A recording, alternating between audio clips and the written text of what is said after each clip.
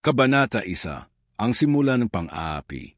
Sa isang masikip na palengke sa gitna ng Quiapo, Maynila, nakatayo ang simpleng kariton ni Mang Pedro, isang vendor na kilala sa kanyang masarap na mangga at saging. Ang araw ay mainit, at ang pawis ay tumutulo sa noo ni Mang Pedro habang siya ay nagtitinda.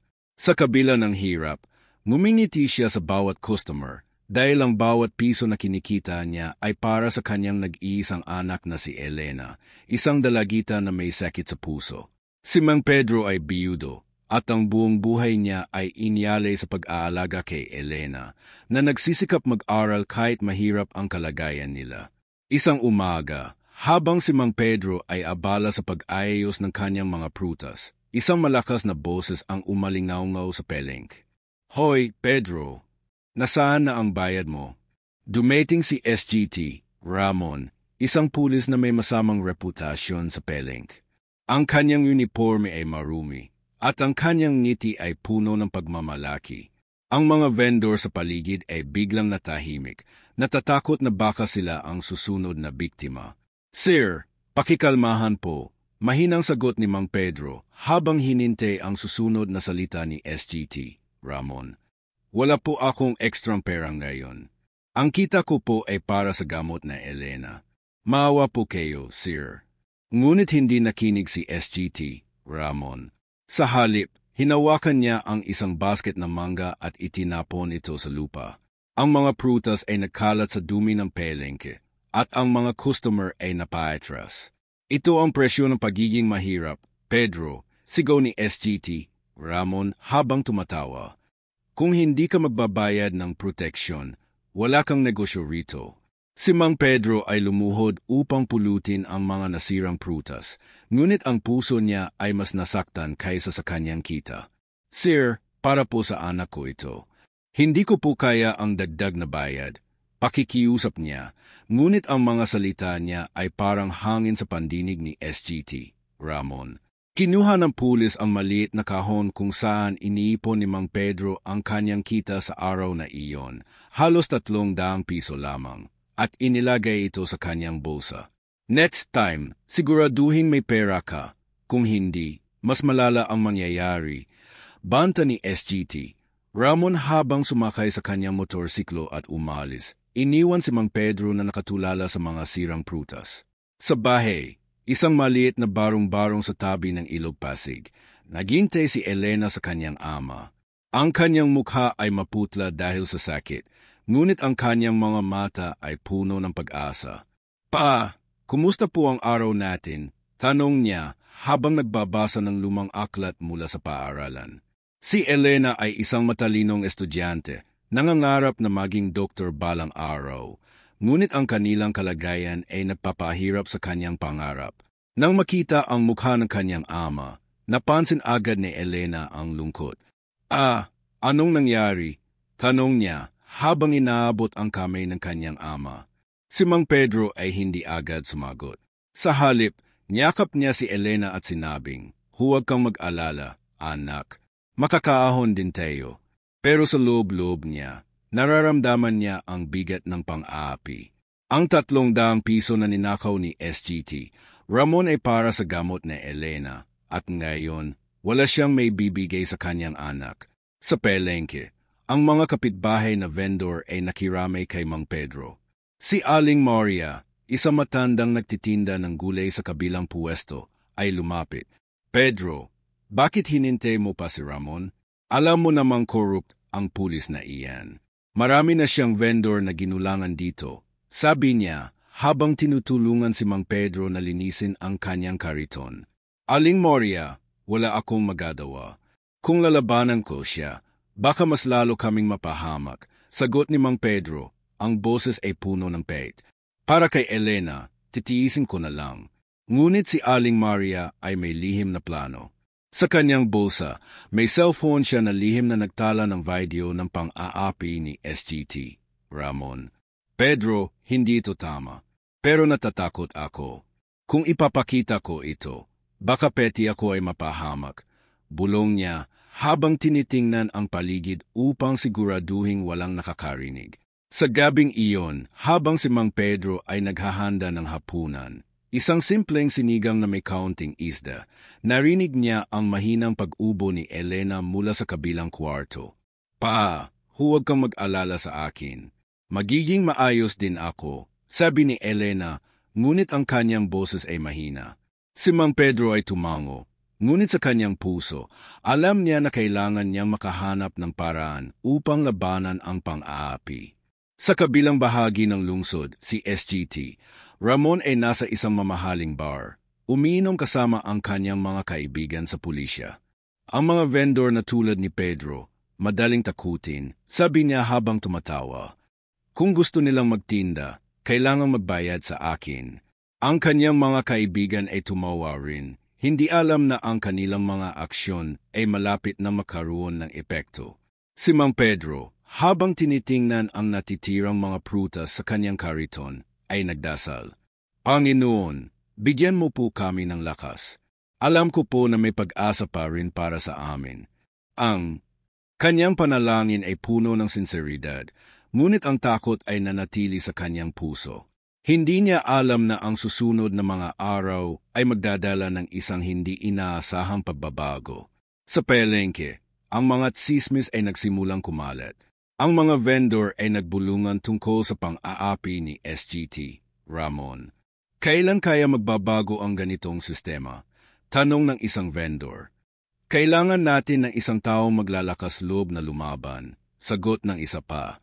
Si Aling Maria, na may hawak ng video, ay nagsimulang mag-isip. Kung ipapakita ko ito, baka may magbago. Bulong niya sa sarili, ngunit ang takot ay humadlang sa kanya.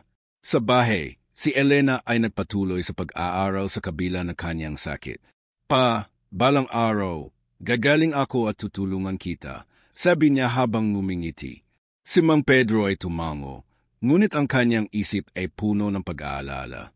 Ang gamot ni Elena ay mahal, at ang kinita niya sa buong linggo ay nawala na dahil kay SGT, Ramon.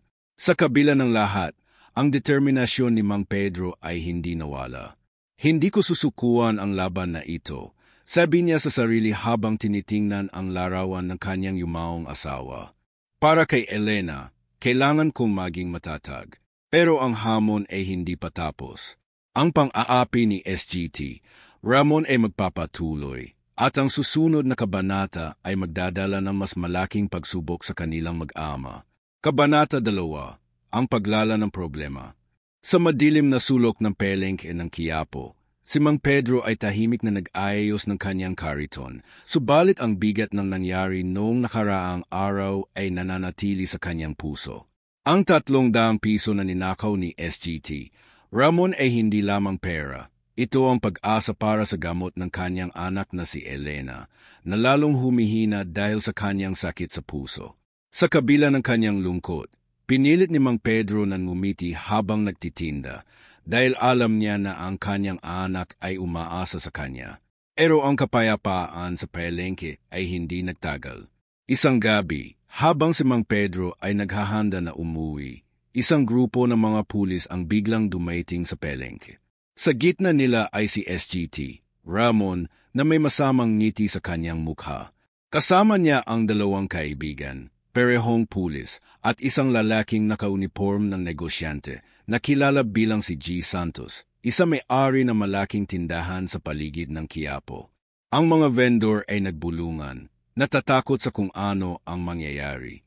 Pedro, sigaw ni SGT, Ramon habang hinila ang kanyang kariton. Inakusahan ka ni G. Santos ng pagnanakaw sa kanyang tindahan. May mga saksi na nakakita sa iyo. Ang mga mata ni Mang Pedro ay nanlaki sa gulat. Sir, hindi po totoo. Buong araw po ako rito sa palengke. Nagtitinda lang, pakikiusap niya, ngunit ang mga pulis ay hindi nakinig.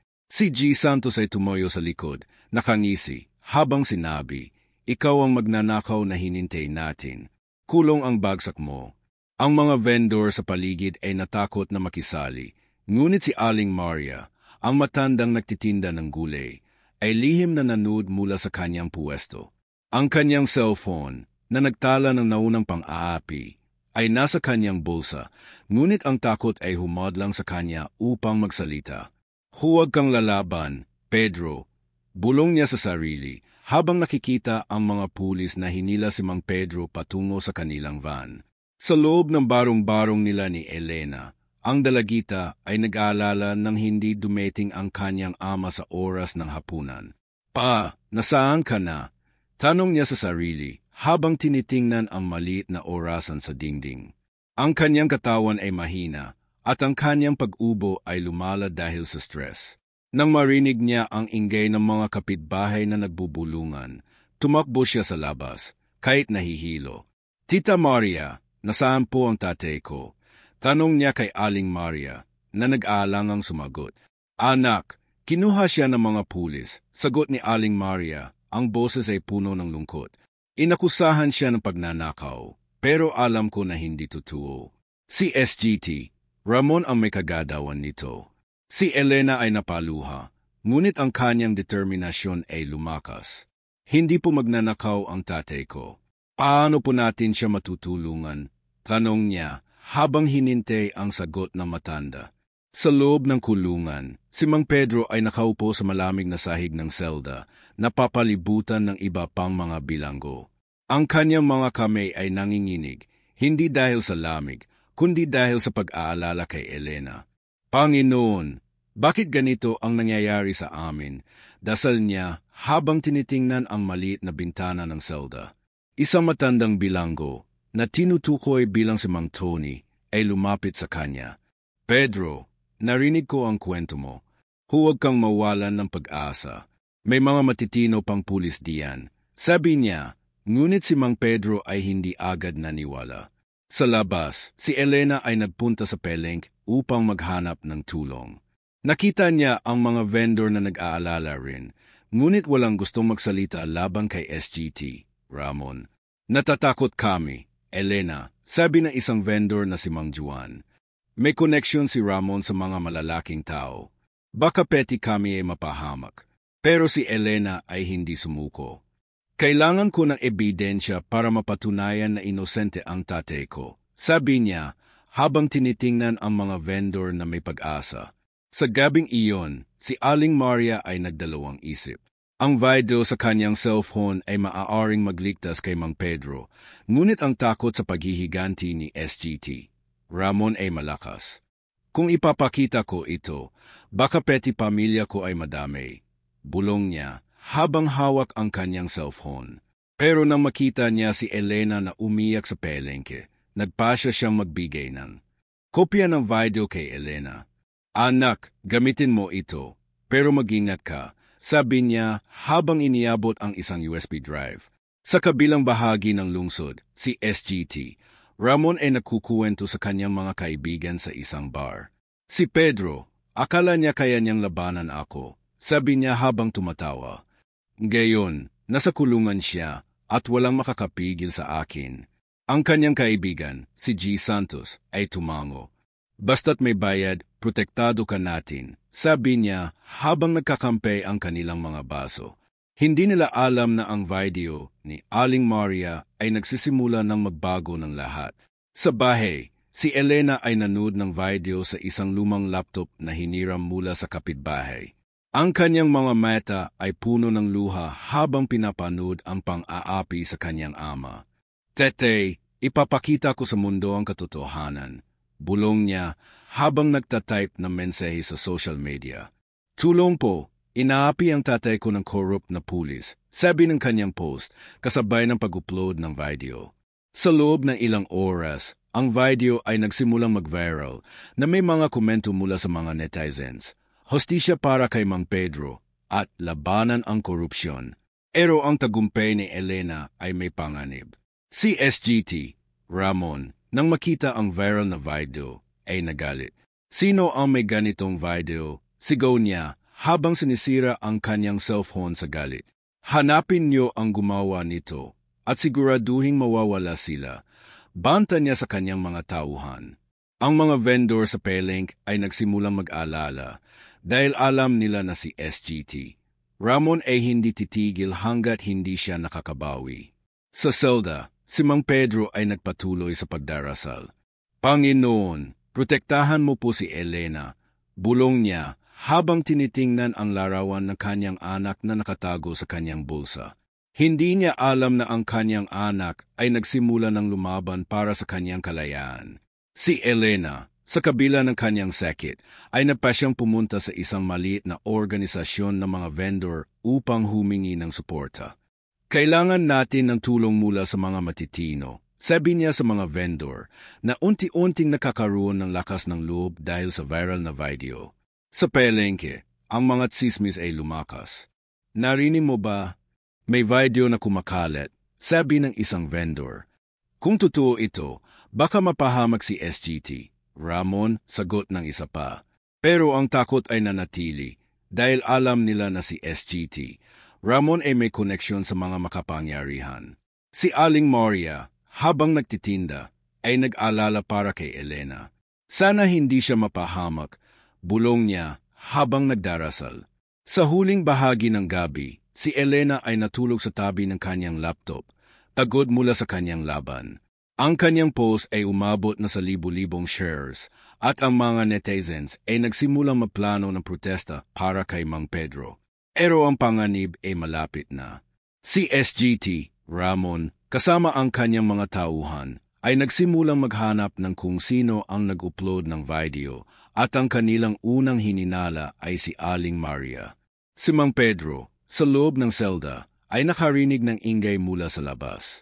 Isang guwardiya ang lumapit at sinabi, "Pedro, may nagpoprotesta para sa iyo sa labas. Ano ba ang ginawa mo?" Si Mang Pedro ay ngumiti ng mahina, unang beses sa mga araw na iyon. "Hindi ko ginawa. Ang anak ko ang lumalaban para sa akin," sagot niya, habang ang pag-asa ay unti-unting bumabalik sa kanyang puso. Kabanata 3, ang lihim na saksi. Sa gitna ng kaguluhan sa palengke ng Quiapo, ang mga vendor ay nagbulungan tungkol sa viral na video na kumakalat sa social media. Ang mga imehe ng pang-aapi kay Mang Pedro ay nagdulot ng galit sa mga netizens at ang mga hashtag tulad ng #Hastisya para kay Mang Pedro ay nagsimulang mag-trend. Pero sa likod ng ingay ng publiko, si Aling Maria, ang matandang vendor na lihim na nag-video ng pang-aapi ni SGT, Ramon, ay nasa isang sulok ng kanyang puwesto, nag-aalala. Ang cellphone niya, na naglalaman ng original na video, ay nakatago sa isang lumang kahon sa ilalim ng kanyang mga gulay. Paano kung malaman ni SGT, Ramon, na ako ang kumuha nito? Tanong niya sa sarili, habang tinitingnan ang paligid na parang may mga mata sa bawat sulok. Sa barong-barong nila ni Elena, ang dalagita ay hindi tumigil sa paghihintay ng balita tungkol sa kanyang ama. Ang kanyang katawan ay mahina dahil sa sakit sa puso, pero ang kanyang determinasyon ay mas malakas kaysa dati. Habang nakaupo sa harap ng hiniram na laptop, binasa niya ang mga komento sa kanyang post. "Laban, Elena. Hustisya para sa tatay mo," sabi ng isang netizen. "Kailangang maparusahan ang corrupt na pulis na iyan," sabi ng isa pa. Ang mga salita ay nagbigay ng lakas kay Elena, ngunit alam niya na ang laban ay hindi pa tapos.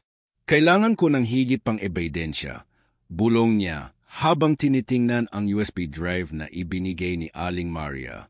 Sa kulungan, si Mang Pedro ay nakaupo sa malamig na sahig, nakikinig sa mga kwento ng ibang bilanggo.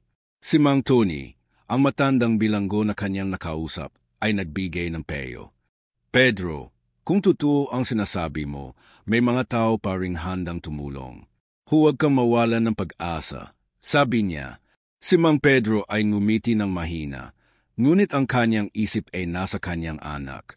Sana ligtas si Elena, dasal niya habang hinawakan ang larawan na kanyang anak sa kanyang bulsa.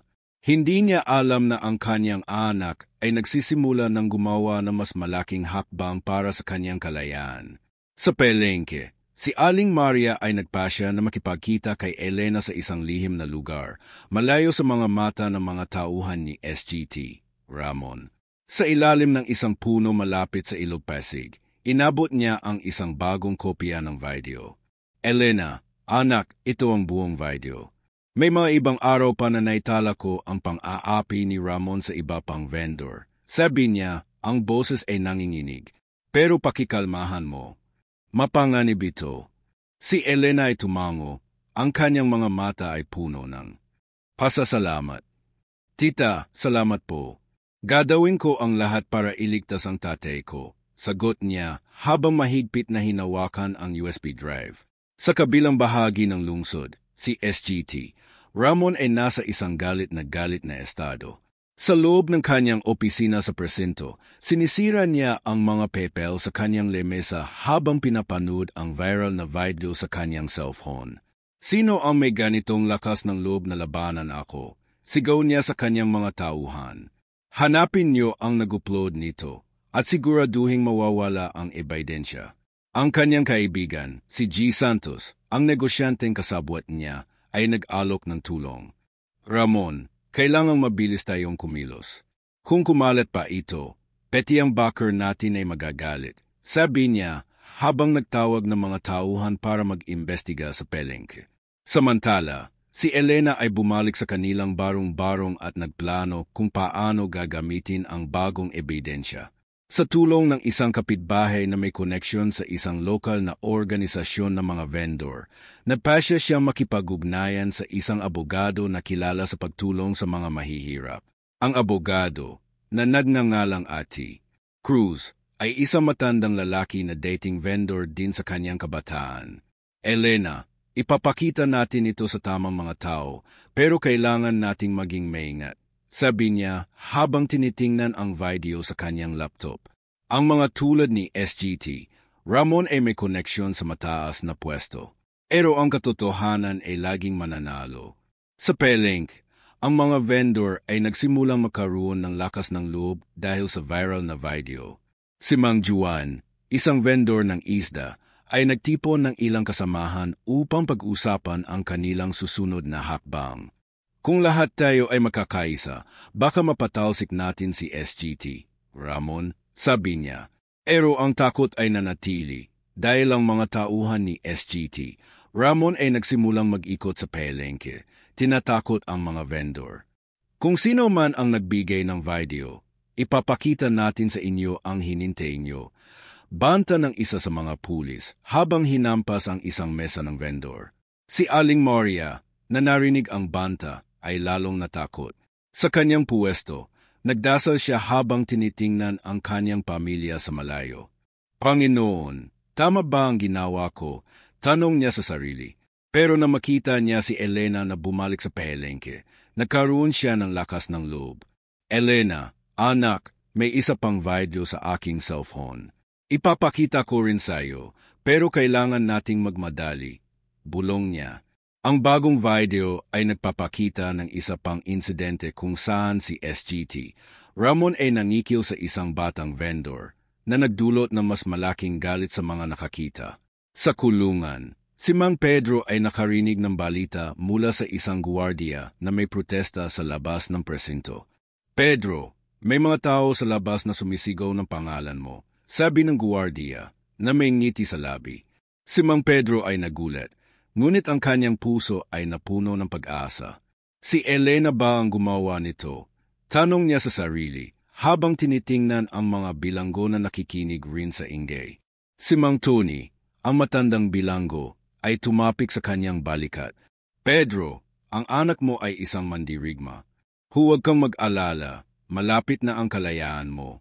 Sa social media, ang video ni Elena ay umabot na sa libu-libong shares, at ang mga netizens ay nagsimulang maplano ng mas malaking protesta.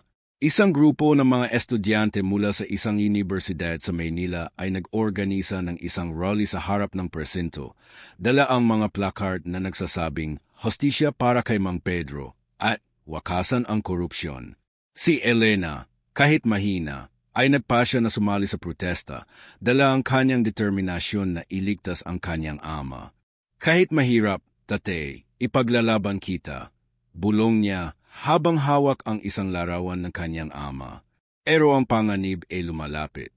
Si SGT, Ramon, na natuklasan ang protesta, ay nagpadala ng kanyang mga tauhan upang takutin ang mga nagpoprotesta. Sino ang leader nito? Sigaw ng isang pulis habang itinulak ang isang estudyante. Si Elena, na nasa likod ng karamihan, ay natakot, ngunit hindi siya umatras. Kailangang malaman ng lahat ang katotohanan, sabi niya sa kanyang sarili, habang naghahanda na i-upload ang bagong video mula kay Aling Maria. Sa palengke, ang mga vendor ay nagsimulang magkaisa. Si Mang Juan at ilang kasamahan ay nagpasya na magbigay ng pahayag sa isang lokal na reporter na dumating upang mag-cover ng protesta. Kami ang mga vendor ng Quiapo. Matagal na kaming inaapi ni SGT, Ramon. Oras na para magbago ito, sabi ni Mang Juan, habang ang mga vendor sa likod ay sumigaw ng suporta. Ang reporter, na nagngangalang Ana, ay nangakong ipapakita ang kanilang kwento sa telebisyon na nagbigay ng bagong pag-asa sa mga vendor. Sa huling bahagi ng gabi, si Aling Maria ay nagdasal muli habang tinitingnan ang kanyang pamilya na natutulog. Panginoon, kung ito ang tamang gawin, bigyan mo ako ng lakas, sabi niya. Ang kanyang cellphone ay puno na ng mga mensahe mula sa mga vendor na nagpapasalamat sa kanyang tapang, ngunit alam niya na ang panganib ay hindi pa tapos. Si Elena, sa kabilang banda, ay nagpatuloy sa pagplano kasama si Ate Cruz, na nangakong dalhin ang video sa isang hukom na kilala sa pagiging matapat. Ang mga vendor, ang mga netizens, at si Elena ay nagsimulang magkaisa para sa isang layunin, ang hustisya para kay Mang Pedro. Pero ang laban ay malayo pa sa katapusan, at ang lihim na saksi ay malapit na magbago ng lahat. Kabanata 4, ang hindi inaasahang tulong. Sa gitna ng lumalaking protesta sa labas ng presinto sa Quiapo, ang mga sigaw ng mga netizens at vendor ay umaling naunggo. Hustisya para kay Mang Pedro. Sa loob ng kulungan, si Mang Pedro ay nakaupo sa malamig na sahig. Ang kanyang puso ay puno ng pag-aalala kay Elena, ngunit ang mga balita ng protesta ay nagbigay sa kanya ng kaunting pag-asa. Hindi niya alam na isang hindi inaasahang tulong ang paparating sa katauhan ni Kapitan Liza, isang matapat na pulis na lihim na nag-iimbestiga sa korupsyon sa kanilang presinto. Si Kapitan Liza, na nakasivil at nagpapanggap bilang isang ordinaryong vendor, ay nakita ang viral na video ni Elena at nagpasya na kumilos. Sa isang maliit na opisina sa likod ng palengke, si Kapitan Liza ay nakipagkita kay Elena at Ate Cruz. Ang kanyang mga mata ay puno ng determinasyon habang tinitingnan ang mga ebidensya sa USB drive. Elena, Mang Pedro, maniwala kayo, hindi lahat ng pulis ay tulad ni SGT. Ramon, sabi niya, ang boses ay puno ng sinseridad. Matagal ko nang sinusundan ang mga gawain ni Ramon. May sindikato siya na kinabibilangan ng mga negosyante tulad ni G. Santos at isang mataas na politiko. Si Elena, kahit mahina dahil sa kanyang sakit, ay ngumiti. Kapitan, salamat po. Ang tetay ko po ay inosente. Tulungan niyo po kami, pakikiusap niya. Si Kapitan Liza ay nagpunta sa palengke upang mangolekta ng karagdagang ebidensya. Sa kanyang pagpapanggap bilang vendor, nakipag-usap siya sa mga kasamahan ni Aling Maria. Aling Nida, may iba pa bang insidente na ginawa si SGT, Ramon? Tanong niya habang nagpapanggap na bumibili ng gulay. Si Aling Nida, isang vendor ng isda, ay nag-alinlangan, ngunit ang tapang ni Elena ay nagbigay sa kanya ng lakas. Kapitan, maraming vendor ang inaapi. May isa pang video sa akin tungkol sa isang batang vendor na hinampas ni Ramon. Bulong niya habang inabot ang isang memory card. Samantala, si SGT, Ramon ay lalong nagpanik sa kanyang opisina. Ang viral na video ay umabot na sa lokal na balita at ang kanyang backer, isang politiko na nagngangalang Kong Vargas, ay tumawag sa kanya. Ramon, ayusin mo ito. Kung mahuhuli tayo, ikaw ang unang isasakripisyo ko, banta ng congressman. Si SGT, Ramon ay napadala ng mga tauhan upang takutin ang mga vendor sa palengke, particular si Aling Maria, na hininala niyang siyang kumuha ng unang video. Maria, kung ikaw ang nagbigay ng video, tapos ka, sigaw ng isang tauhan habang sinira ang kanyang puwesto. Sa barong-barong, si Elena ay nagpatuloy sa pag-post sa social media, himihingi ng suporta mula sa publiko. Ang kanyang mga post ay umabot sa isang news outlet, at si Ana, ang reporter mula sa nakaraang kabanata, ay nagpasya na mag-interview kay Elena. Elena, Ang kwento ng tatay mo ay inspirasyon sa marami. Ipapakita natin ito sa National T, sabi ni Ana. Si Elena, kahit nahihilo, ay nagpasalamat. Basta po, iligtas natin ang tatay ko, sagot niya habang hawak ang larawan ng kanyang ama. Si Kapitan Liza, gamit ang kanyang koneksyon sa presinto, ay nakakuha ng access sa CCTV footage mula sa Peleng na nagpapakita ng higit pang ebidensya laban kay SGT, Ramon. Sa footage, malinaw na nakita kung paano niya inaapi ang iba pang vendor, kabilang ang isang batang nagtitinda ng balut na hinampas niya noong nakaraang buwan. Ito ang kailangan natin, sabi ni Liza kay Ate Cruz habang inihanda ang mga dokumento para sa korte. Pero kailangang mabilis tayo. Si Ramon ay gagawan paraan para mawala ang ebidensya. Sa kulungan, si Mang Pedro ay nakarinig ng balita mula kay Mang Tony. Pedro, may isang matapat na pulis na tumutulong daw sa iyo. Si Kapitan Liza ang pangalan. Sabi niya, si Mang Pedro ay nagulat, ngunit ang kanyang puso ay napuno ng pag-asa. Salamat sa Diyos, may tumutulong na sa amin, bulong niya habang nagdasal para sa kaligtasan ni Elena. Sa Peleng, ang mga vendor ay nagsimulang magkaisa, inspirado ng tapang ni Elena at ng suporta mula sa publiko. Si Aling Maria, bagamat natatakot, ay nagpasya na magbigay ng pampublikong pahayag kay Ana. Ako ang kumuha ng video. Matagal na kaming inaapi ni SGT, Ramon. Oras na para magbago ito, sabi niya sa kamera, habang ang mga vendor sa likod ay sumigaw ng suporta. Ang pahayag ay ipinalaba sa balita na nagdulot ng mas malaking galit sa publiko laban kay SGT, Ramon. Pero ang panganib ay lumalapit. Si SGT, Ramon, na natuklasan ang plano ni Kapitan Liza, ay nagpadala ng mga tauhan upang sundan siya. Sa isang madilim na eskinita malapit sa Pelengke, si Liza ay halos maabutan ng mga tauhan ni Ramon, ngunit ang kanyang pagsasanay bilang pulis ay nagligtas sa kanya. Hindi niyo ako madadala ng ganyan, sigaw niya habang tumakas siya patungo sa isang ligtas na lugar. Sa huling bahagi ng araw, si Elena ay nakita muli kay Kapitan Liza at Ate Cruz. Elena, malapit na tayong magtagumpay. Ang ebidensya ay sapat na para dalhin si Ramon sa korte, sabi ni Liza. Si Elena ay napaluha sa galak. Kapitan, salamat po. Para sa tatay ko, gagawin ko ang lahat. Sagot niya. Ang hindi inaasahang tulong mula kay Kapitan Liza ay nagbigay ng bagong liwanag sa laban ni Mang Pedro, ngunit ang susunod na kabanata ay magdadala ng mas malaking pagsubok sa korte. Kabanata 5, ang laban sa korte. Ang umaga sa korte ng Quiapo ay puno ng tensyon. Ang maliit na bulwagan ay puno ng mga tao, mga vendor mula sa Peleng, mga netizens na sumuporta sa hustisya para kay Mang Pedro, at mga reporter na handang i-cover ang kaso. Sa gitna ng bulwagan, si Mang Pedro ay nakaupo. Ang kanyang mga kamay ay nanginginig ngunit ang kanyang mga mata ay puno ng pag-asa. Sa kabilang panig, si SGT, Ramon ay nakaupo. Suot ang kanyang uniform ngunit mukhang hindi mapakali, habang ang kanyang mga tauhan at si G. Santos ay nasa likod, nagbubulungan. Si Kapitan Liza, Ate Cruz, at si Elena ay nakaupo sa harap, handang ipaglaban ang katotohanan.